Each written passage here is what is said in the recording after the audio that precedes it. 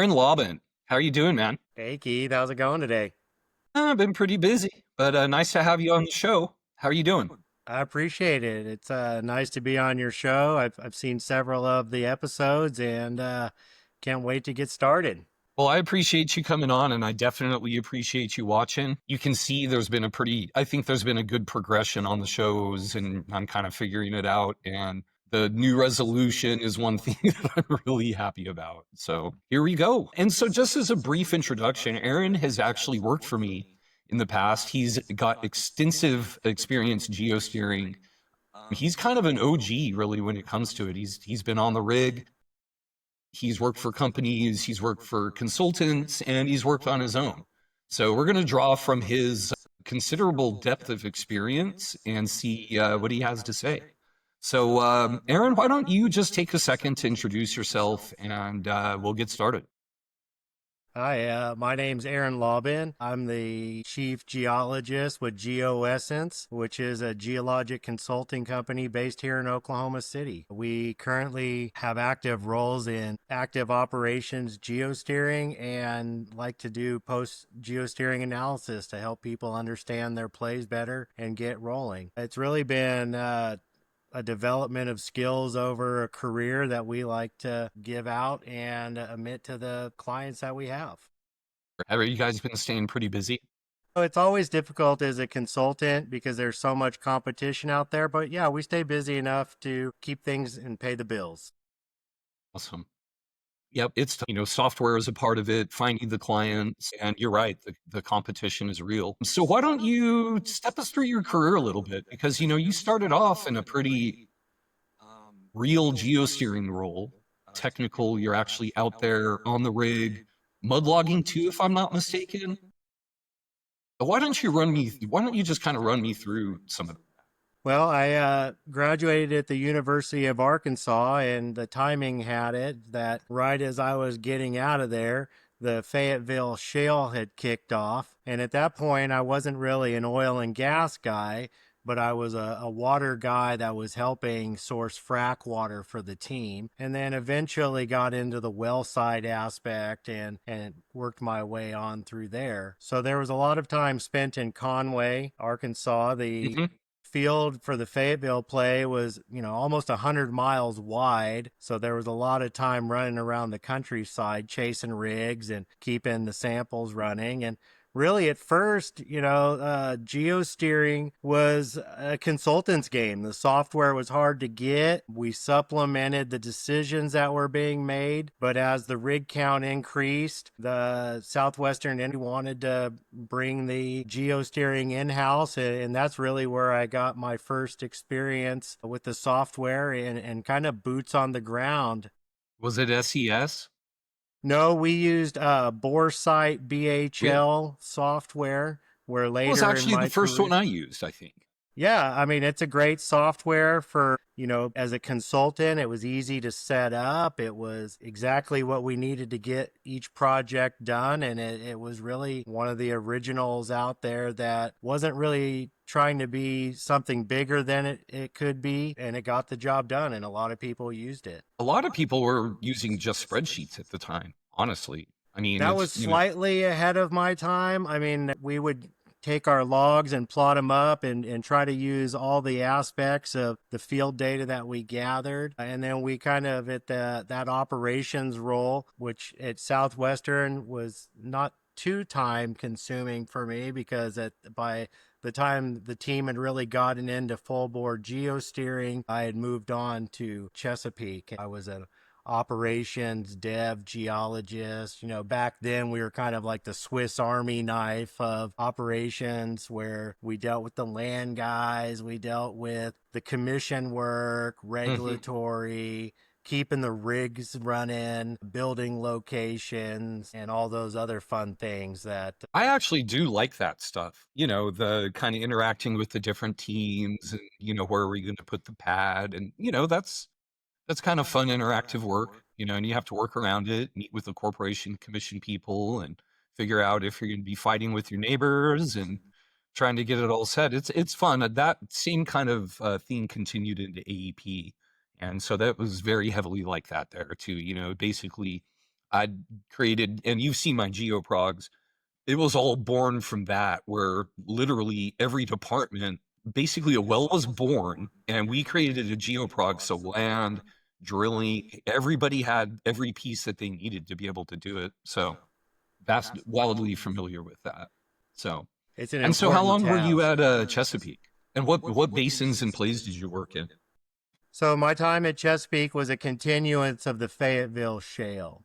Okay. When I got over there, I think we were running a half a dozen rigs, and that ramped up to 20 big rigs and 2 sputters. So you can imagine with a 200 plus well schedule a year, the mayhem. Yeah, no. And then here's the deal is stuff switches, like this worked better. And then so you get the curveball and want to, people want to, kind of start switching things up and things aren't ready. And that's when it gets really fun. Right. Exactly. And as some areas started to prove better, you'd have to shift the ship in that direction.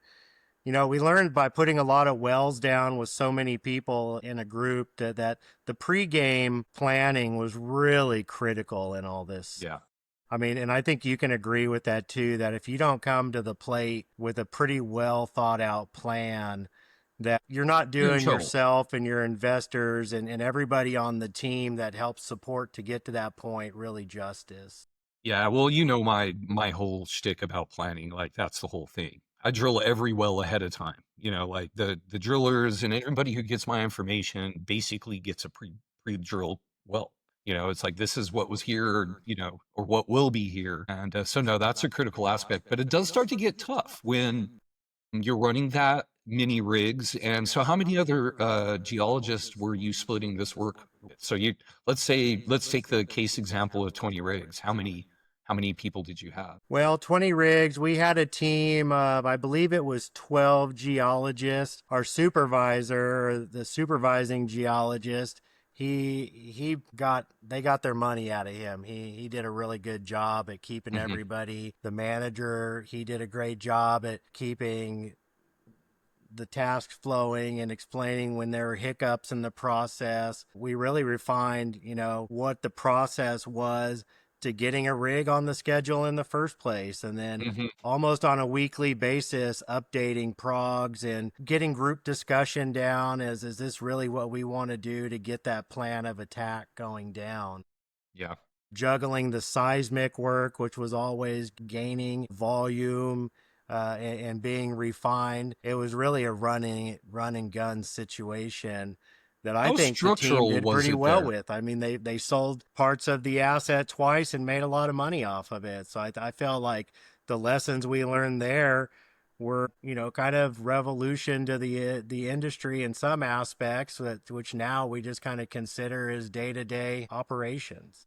Right. One of my earlier guests, Matt, when he was talking about the moon, he was saying Haynesville, Fayetteville, like a lot of people said it was too deep, too hot, it wasn't going to work. But, at the end of the day, they're pretty good. Let me ask you this. How bad was the structure? Was it straightforward, one target change kind of deals, or was it pretty beat up? Well, I think with the structure, you're right on the edge of the Mississippi embayment. And so in the western and northern part where Southwestern had really focused their leasing program, you had nice thick pay zones with very benign structure, regional dip a lot of the time, things that you could probably call set it and forget it.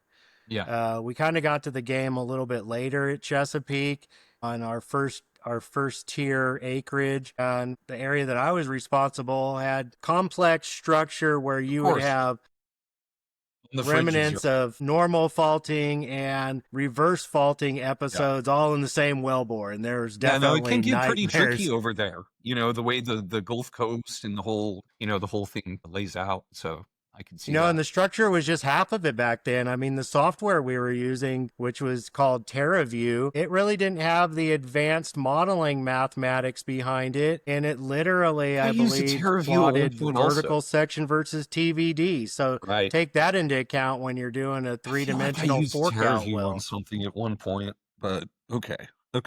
Yeah, so that, I mean, that's, I mean, it's still, that was when things were changing, but it's still really early days, you know.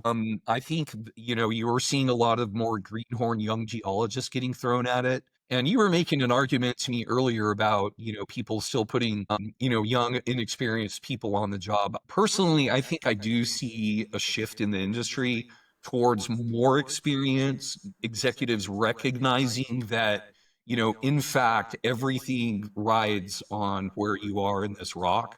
And so, you know, people are you know, some of these jobs are getting pretty spendy, you know, and you know, kind of like how it goes. But I was looking into some tower work. It's probably not going to work out. But, you know, looking at some of these rates for the big companies are pretty good. You know, that's good money. So, you know, and again, more competitive, like it's a very competitive process to get some of these jobs. So, I don't know. What are your thoughts on some of that and how has it changed over the years? Well, a lot of people look at active operations because of the intensity that it's a 24/7 game. It's Right. arguably the most important process during the drilling phase is for the geologist to land that thing in zone so that Yeah. you can optimize your in zone footage in the best rock because the And best landing is rock. critical and the hardest part of our job. We have challenges that come along the way, but really the pedal, everything hits right there at the landing point. So keep going on that. I just wanted to emphasize that everything kind of rides or dies on that. Like there's some places you have some wiggle room, but in general, if you land it right, the well's going to go good. You know, the drama kind of doesn't even get started in a way, right? That's right. And, the geologists are tasked at getting it zoned, and the drilling groups are tasked at being efficient and getting Being it there quick. done on a budget. Yep. And so then you start to have conflicts of, do we want to get it drilled fast and break records and land the fastest curve, and are we okay Well, with we do want landing? that, but you're right. We need to double up. Go ahead. Yeah, and these are real problems that I think communication between the teams is important, especially during the drilling process, because communication is everything. And I feel like from a less tenured person that has never set their foot on the rig, being afraid to call somebody at 2 o'clock in the morning to wake them up might seem a hindrance. But as a seasoned guy, we're all in it for the You know, wake same your reason, ass and up. that's to make sure it's profitable. And so if you got to call somebody and deliver the news that, hey, we need to make a change, that's something that shouldn't be questioned. It should be required because, again, keeping the rock in the best zone is in everybody's interest. Yeah. No, it's really, I mean, it's the most important thing in the entire oil company is where that well is. And you and I are both kind of approaching the market out there in the same way. There's a lot of analytics that needs to be run on those horizontals. You know, the operator themselves, a lot of the time, they're really the ones focused on where it was and, you know, they have all the data. But, you know, partners get this stuff and a lot of them don't know what to do with it, you know, or they're trying to like load it into Petra or something like that and you know, Well, that figure out brings what up an bench they put it. interesting point because during my time after Chesapeake, I went to work for a consulting group and we churned out a lot of wells. I think my average days of working a year were right around 300, and we had 3 to 4 rigs running all the time. And you had a slew of the trained professionals that had their game together, and they'd give you a great pre-spud package. And then you would have venture capitalists that had never drilled a well before, and they're Mhm. trying to drink from the fire hose on what's going on, and you're trying to give them the best interest to, make sure that they are maintained as a client. Because if it just takes one well, we know that one well to go bad could be the demise of your The whole company. thing. I I mean, mean, no, and that is another, you know, to tie into another critical point.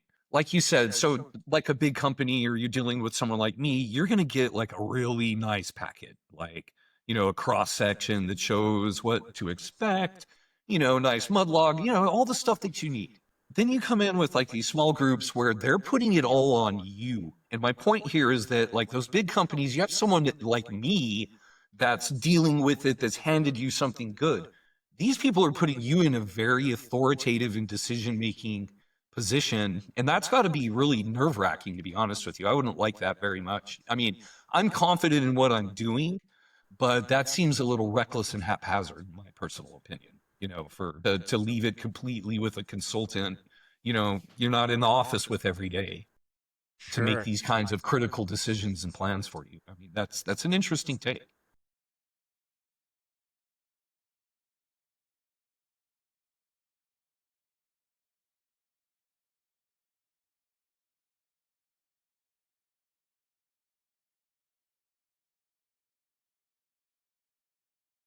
Yeah, these are tough dudes.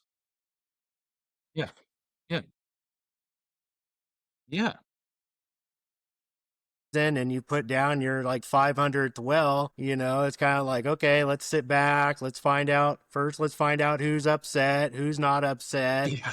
where are we, what's our story, who can, what are all Who the do we things have to that calm are going to down? keep us our jobs, and then let's Yeah, attack this thing as a team and come to a consensus. These are complex situations. I mean, we're 2, 3, 4 miles down now and out away from the rig floor, and you're chasing targets that are the equivalent to a human hair in your house. yeah, So they're yeah. not easy. They're not easy problems to solve. And Right. so to discuss that, hey, the day guy had us at 10 feet higher and I think Yeah. we're 10 feet lower is insignificant if the shows Tower and the changes ROP are are going.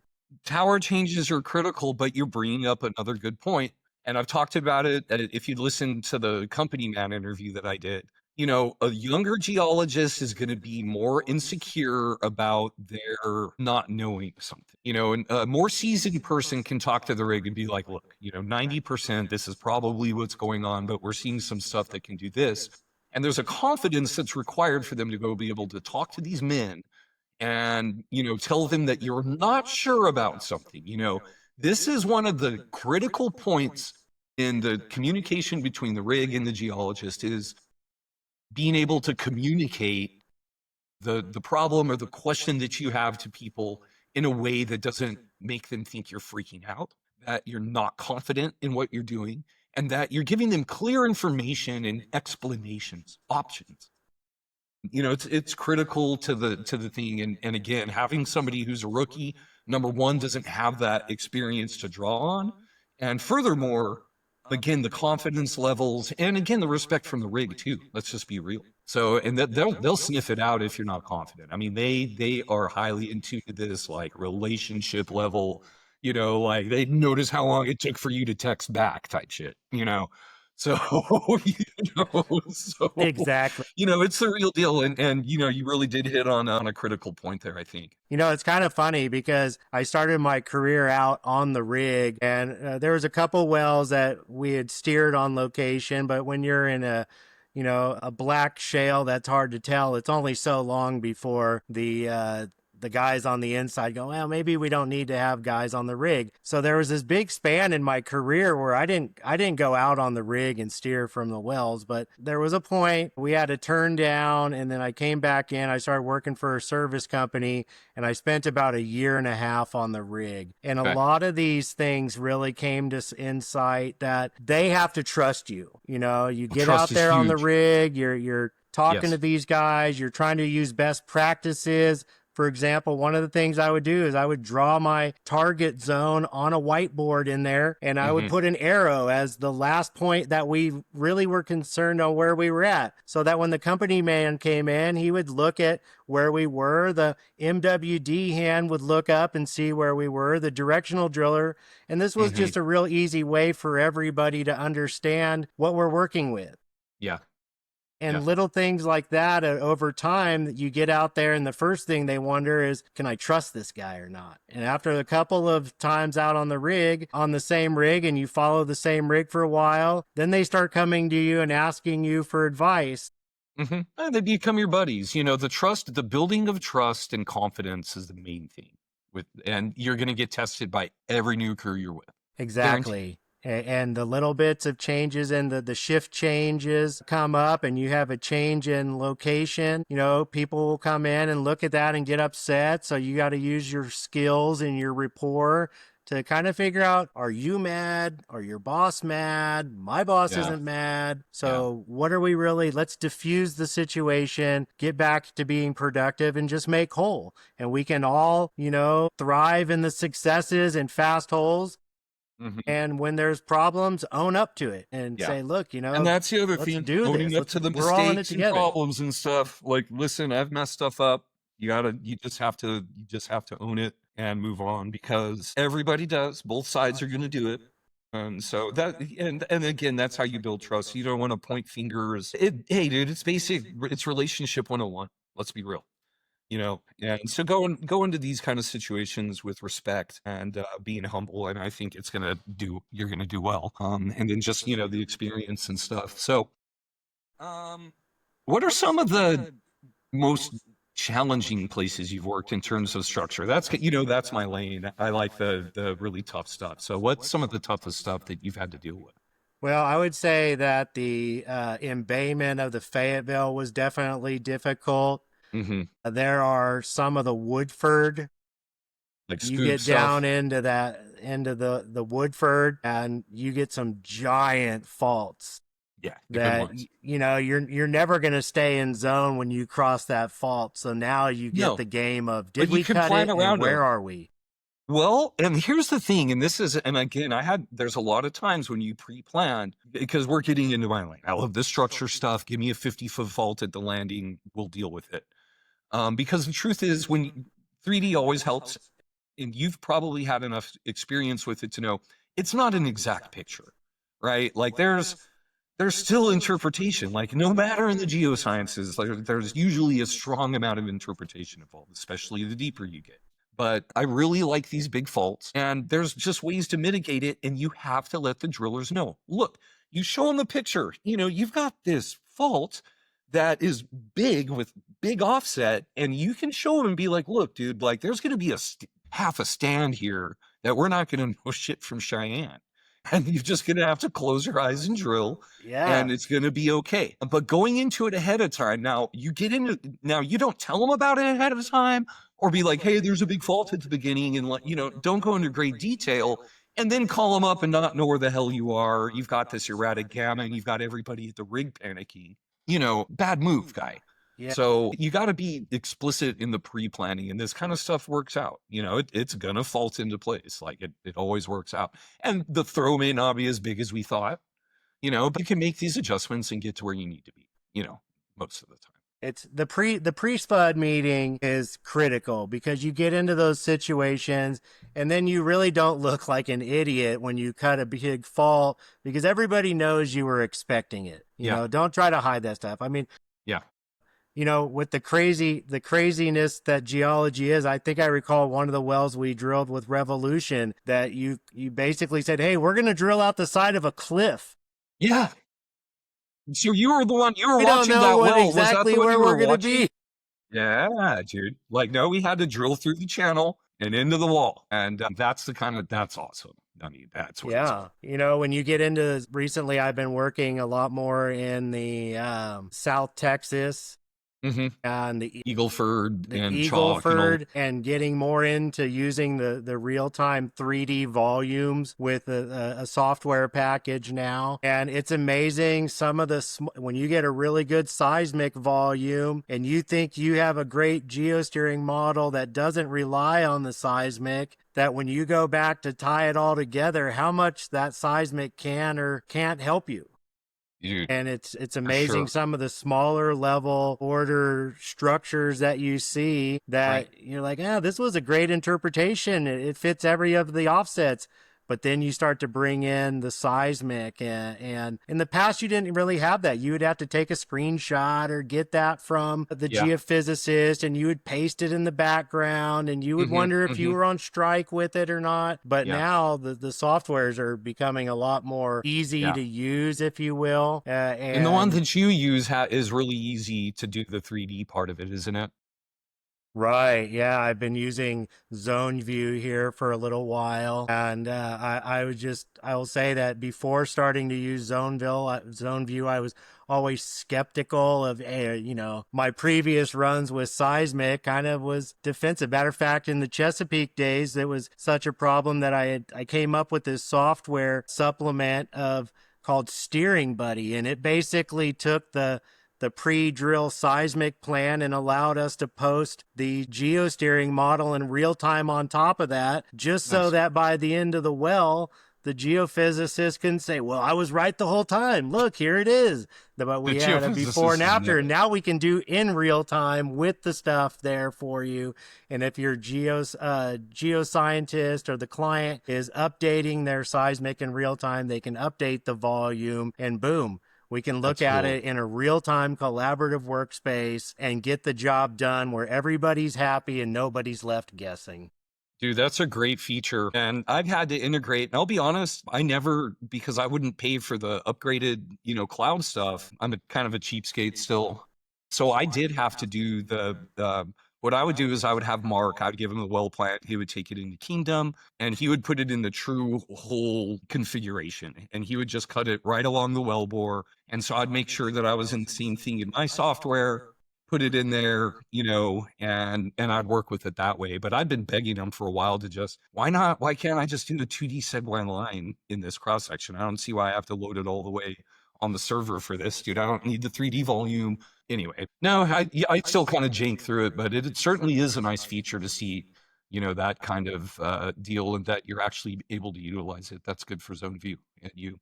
So what other stuff do you have going on, man? Like you said that you were doing, you've got the steering work when it comes through, but you're also working on some side stuff, or not so much side anymore? Is it getting to be kind of a real thing for you? So the real-time work it's not as easy to get because the service companies have really been able to capture that market. They can supplement the costs of the geology with mud logging, which kind of has me scratching my head. Why would you supplement the most important part with maybe an overpriced service? I don't I don't know. think geosteers should be doing anything else other than geosteering. And my buddy Right. Matt would say, don't even play video games in between. It's a special skill set. So why would you just throw that in with a deal Yeah. unless Well, and something mud else logging has was? all these steps, dude, right? Like you have to do all this extra stuff with the mud logging. Definitely going to take time from you watching, again, your software you use, ZoneView, StarSteer, they all stream the data there. So, where do you have time to mud log, dude? Right? Sure. So there's that aspect. I really have started to enjoy more the larger scale re-steer projects Mm-hmm. using Python and Jupyter Notebook and some of the other data science aspects Yeah, to of do the it. analytics. Listen, we're competing in the same space, kind of. Let's just be real. Exactly. I do the So same you got to thing. have that edge, right? I mean, Yeah. my reports now used to one project I worked on, every single well had a standalone report because the company wanted to throw those in when they were trying to market the play for divestiture. So Yeah. how do you make your presentations look perfect every time? Well, you got to do a little bit of coding. Yeah. And And I got to so cheat a little bit on the internet for that, but it works. hey, with the tools that are out there to get coding done, I can't tell you that I would be a pro coder, but I can get coding done Yeah, that's what I can too. Like I said, it's and my the worst results are subject. It's not fantastic. logical. Right? Yeah. This is So liquor and guessing get over those here. strive for professionalism and Yeah, do what you can, and then showcase that. If anybody wants to see some of those, I'd love to show those to them, and they can contact me with the information I'll give you later on here, or that you yeah, can post in the sure. chat. Yeah, I'll put it. And It's just bear with amazing. me. I'm getting better. Listen, I'm getting cleaner, like edited videos out now. We're gonna start adding links, and the good thing is I can go back on those into YouTube and add it. But honestly, in the future, like I want to start being able to add like our little figures and drawings and shit like that. Start getting a little bit cute with it. But for now, we're here. But yeah, send the stuff to me and we'll get it on there for sure. Sure. Well, I would definitely appreciate that. I will. Um, Well, why the don't you give your company a little pitch, and then both of the geosteering and the piece that you're working on, and then some words of wisdom, and we'll wrap it up. We've had a pretty good little talk here. Okay. Well, GeoEssence is a boutique geosteering shop and consulting agency for people that want to drill better wells. We've had clients all the way from mom and pop operators all the way up to, big tier programs. Just over the time of my career, I think I've drilled probably in real time almost, if not more than 1,000 in real time. And then all the re-steer projects That's gotta add and up. kind of marketing aspects of where don't I have clients and where would I like to have clients, putting together projects, and probably have at least another 1,000 or two in my surplus of wells that we've gotten out of public domain and just Nice. gone through and steered those. So if you're looking in an area that you haven't drilled a well, most likely over my career, I've drilled in your basin. These include Permian, South Texas, Haynesville, Utica, Fayetteville, Anadarko, Green River, obviously. DJ. I mean, just Yeah. anything you can think of, I probably put something down, and Honestly, you're one probably of the more most than one. experienced dudes out there, Aaron. Straight up. So, I mean, I would trust you to watch my wells for sure. We've worked together. You do a good job. So, Well, thank you. Like I like and you to. use what softwares do you use? Excuse me.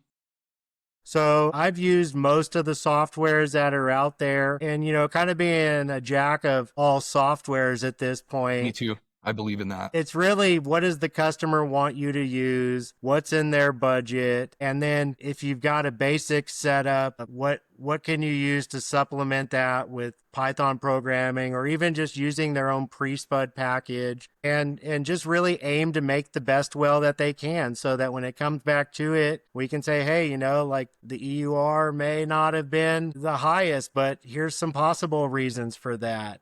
Yeah. The analytics are crucial. Super crucial, especially as the fracs get more intense. There's always changing up, trying to make the perfect frac go down. So can we I've got give them a completions product engineers that's coming next because this is a whole other lane that we've got to talk about, and I've got people to sure? bring on.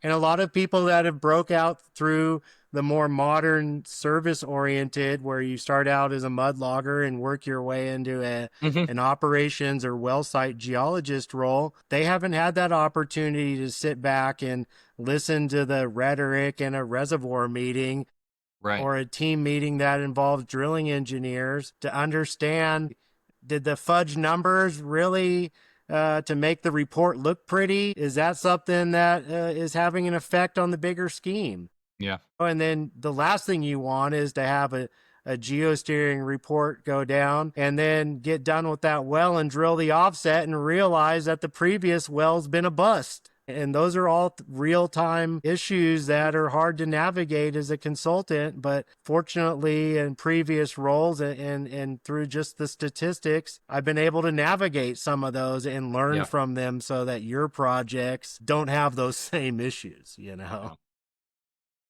Well, Aaron, thanks for coming on, man. I'm glad to have you as a friend. You've got some keen insight into this topic. I'd have you on again. I'm trying to get into some technical topics about landing in steep dips, the actual math behind what we're doing. That's for another day, more of a pre-planned kind of thing. But, I'd love to have you back on. But to everybody else out there, thanks for watching. Make sure you subscribe to the show, hit the notification bell, hit the like button. And to all you geosteerers out there, stop getting lost.